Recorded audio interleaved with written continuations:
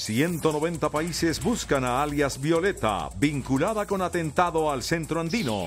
Fiscalía captura a 2 empresarios vinculados con escándalo de Odebrecht.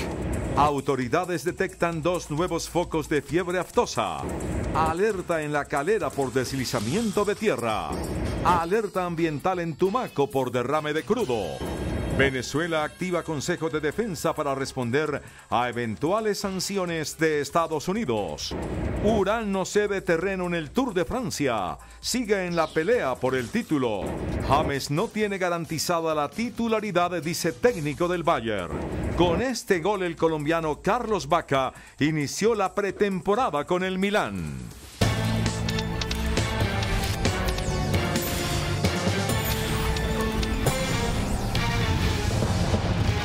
Buenas noches. Las autoridades de 190 países buscan a esta hora a Violeta Arango, alias Violeta, quien es señalada de estar vinculada con el atentado terrorista al centro comercial andino en el que perdieron la vida 3 personas.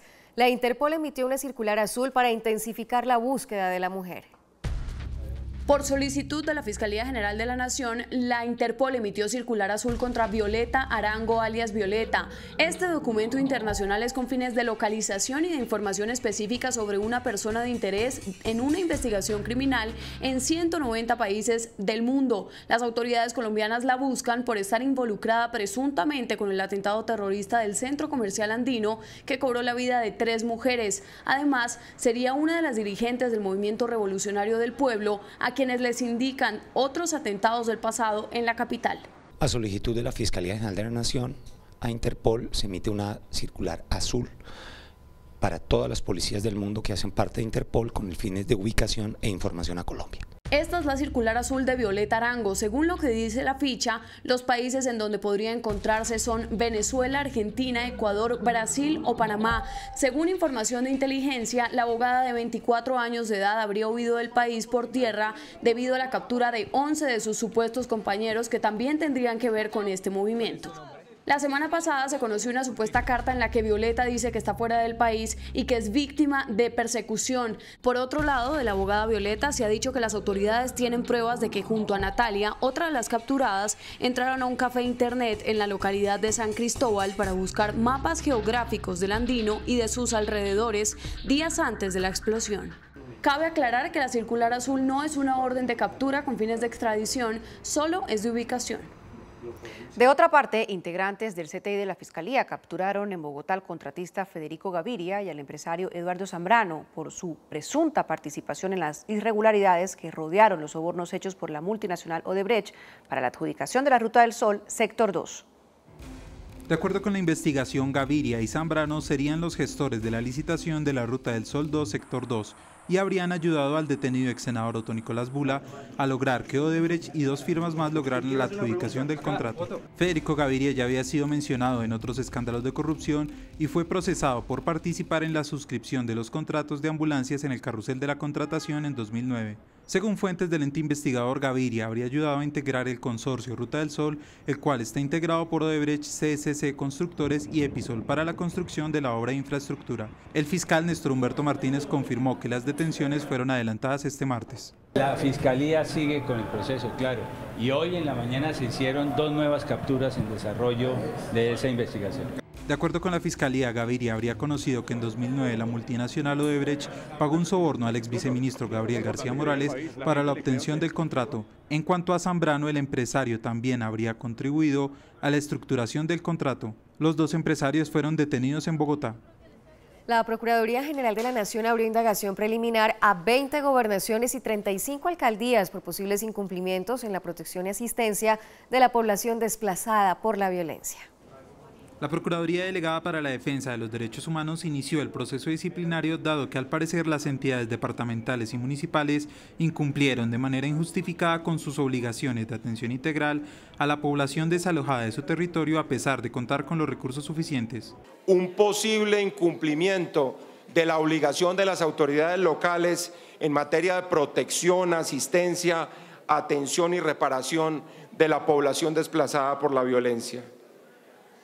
Se ha incumplido de manera evidente e injustificada sus obligaciones de atención integral. El procurador general indicó además que en el posconflicto es relevante la reparación a las víctimas. El fin del conflicto con las FARC se justifica cuando se piensa en las víctimas. Ahí está buena parte de su legitimación ética y moral. En el cumplimiento de esos acuerdos pactados deben estar consignadas, por supuesto, las respuestas a preguntas que costaron más de 500.000 muertes violentas. Y si no están ahí, habrá que innovar en las respuestas con base en otros mecanismos como nuestra propia Constitución. Las declaraciones del procurador fueron entregadas en una audiencia en la que fueron escuchadas varias víctimas del conflicto armado. La Dirección de Investigación Criminal de la Policía Nacional identificó un indignante caso de trata de personas en Bogotá.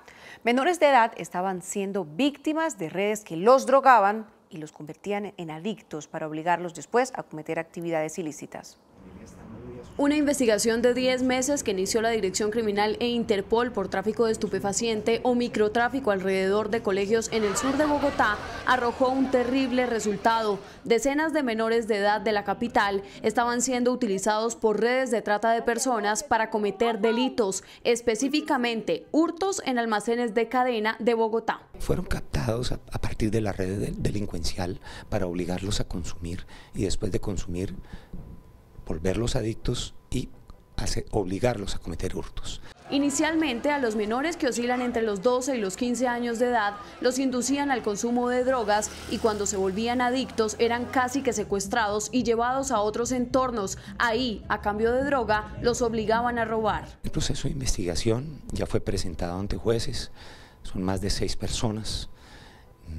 Hay una segunda fase en términos de lo que podría ser la extinción de dominio a los bienes producto del tráfico de estupefacientes.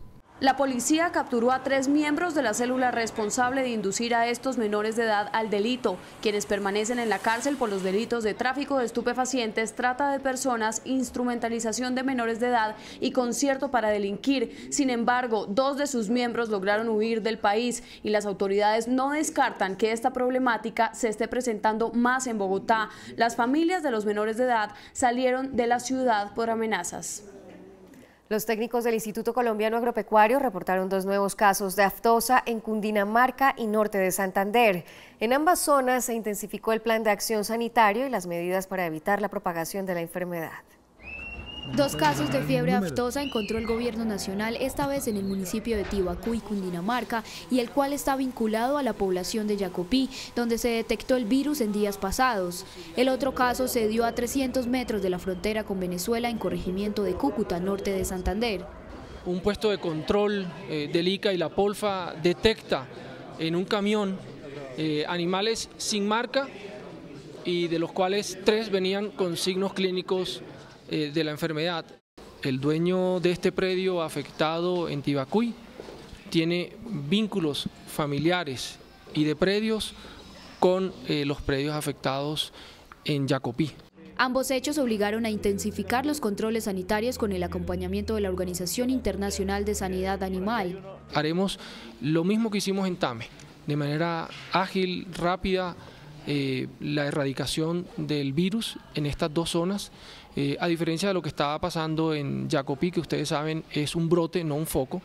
El brote requiere, por supuesto, un trabajo mucho más dispendioso, son más predios los que resultaron afectados y ya estamos trabajando precisamente para empezar la construcción de las fosas y el sacrificio de los animales afectados en Yacopí.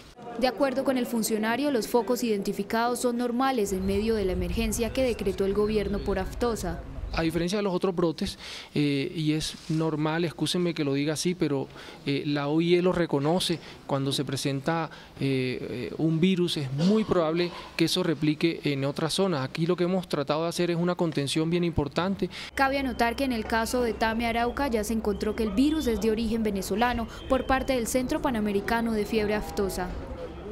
En alerta se encuentran los organismos de socorro en Cundinamarca luego de que se detectara un deslizamiento de tierra en el municipio de La Calera. 36 familias fueron evacuadas tras el alud. La emergencia por deslizamiento de tierra se produjo en la vereda Mundo Nuevo, en el municipio de La Calera. Las toneladas de tierra y piedras cayeron sobre el cauce del río Blanco, lo que podría generar represamiento de aguas y posibles desbordamientos, situación por la que evacuaron 35 familias que viven en las zonas ribereñas. Aunque la remoción se registró en la noche de lunes, los organismos de emergencia no han podido llegar al lugar. Es una zona de difícil acceso. Aún no hay maquinaria ni equipos. El deslizamiento sigue activo. Según información preliminar, el alud pudo ser causado por el exceso de lluvias que saturaron el terreno y generaron el desprendimiento de 1,5 hectáreas de tierra.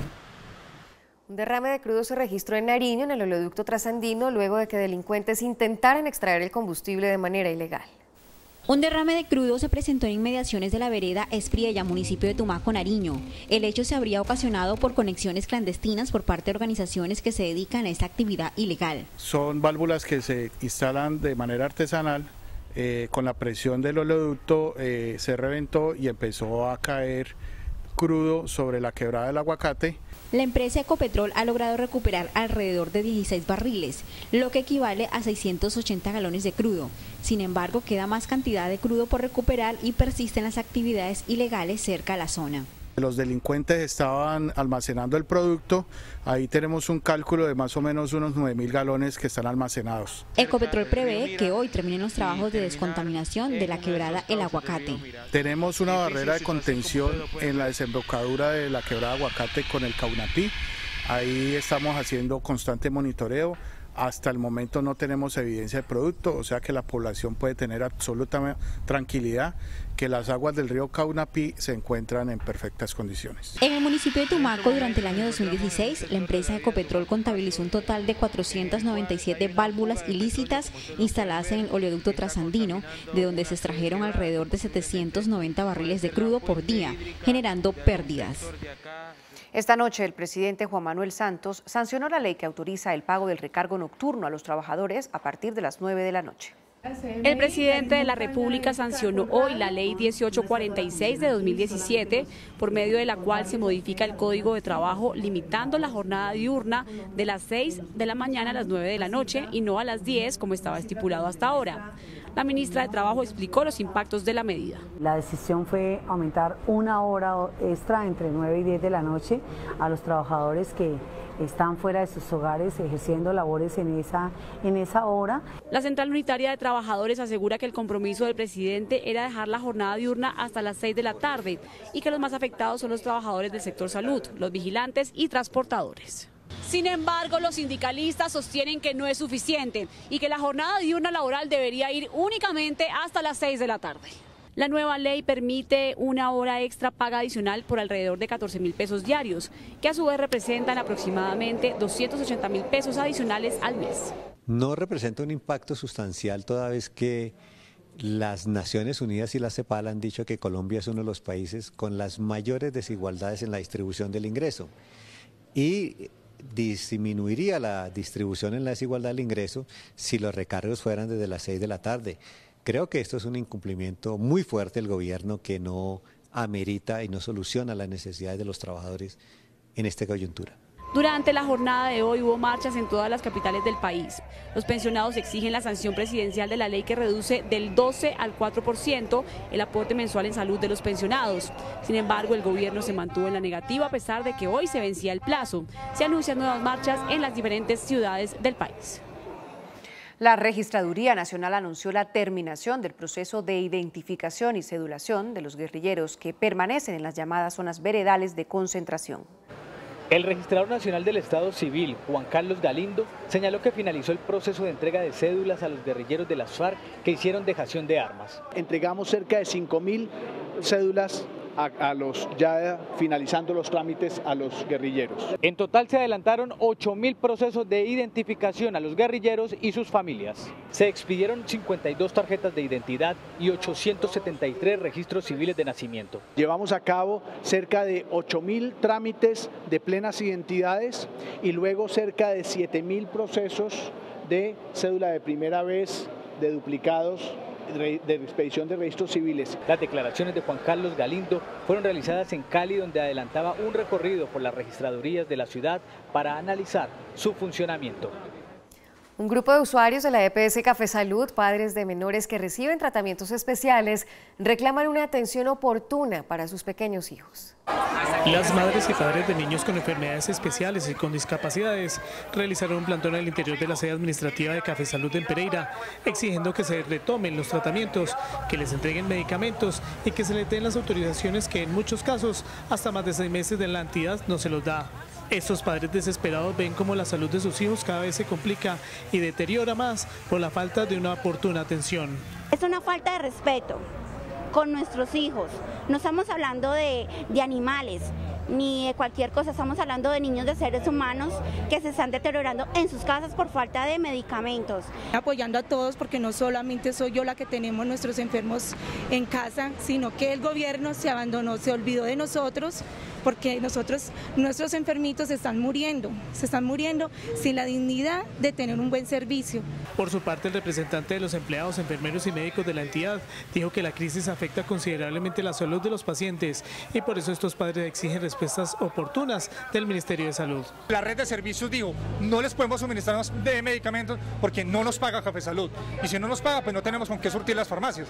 Entonces, en ese momento la situación está, digamos que ya al fondo, ya tocó piso, y creen que dilatando la situación y que creyendo que bajando el letrero de Café Salud y poniendo el letrero de Medimás, esto va a mejorar. A pesar que la policía intervino para sacar de las dependencias de la EPS Café Salud a los padres, solo suspendieron el plantón cuando personal de la Personería Municipal intervino. CMI trató de hablar con directivas de Café Salud en Pereira, pero no logró respuesta alguna.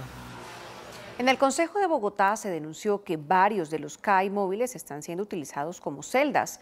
De los 42 existentes, solo 9 están cumpliendo funciones de vigilancia. Algunos CAI móviles en Bogotá dejaron de atender denuncias ciudadanas para convertirse en celdas transitorias, así quedó en evidencia luego de recorrer algunas estaciones de policía. Hemos encontrado de que 42 CAI móviles que se invirtieron ya hace más de 10 años, hoy solamente están funcionando 9 de ellos. Lamentable que ocurra esto porque definitivamente pues está siendo desprotegida la ciudadanía bogotana. Según denuncian en el Consejo de Bogotá, la mayoría de los CAI móviles están varados y en estado de abandono. Y hoy simplemente vemos que son dineros que fueron tirados a la basura porque son vehículos que están prácticamente abandonados, que no han tenido un respectivo mantenimiento y por lo tanto no están prestando un servicio. La policía le salió al paso a las denuncias y aunque no se refirió al estado de los CAI, dicen que los detenidos captados en video son solo un caso aislado. Durante el tiempo que se hizo el trámite para conseguir el cupo y dejarla en el centro carcelario, esas horas fueron las que esta persona permaneció allí. Una vez se logró la consecución de este cupo, esta persona fue recluida en el centro carcelario. Desde el Consejo pidieron a la Policía de Bogotá y al Distrito invertir en el mantenimiento de estos CAI destinados a la seguridad de los barrios y parques de la ciudad. Nos vamos, gracias por su compañía. A las 9:30 más CMI. Pero a las 8:30 CMI Internacional. Los esperamos.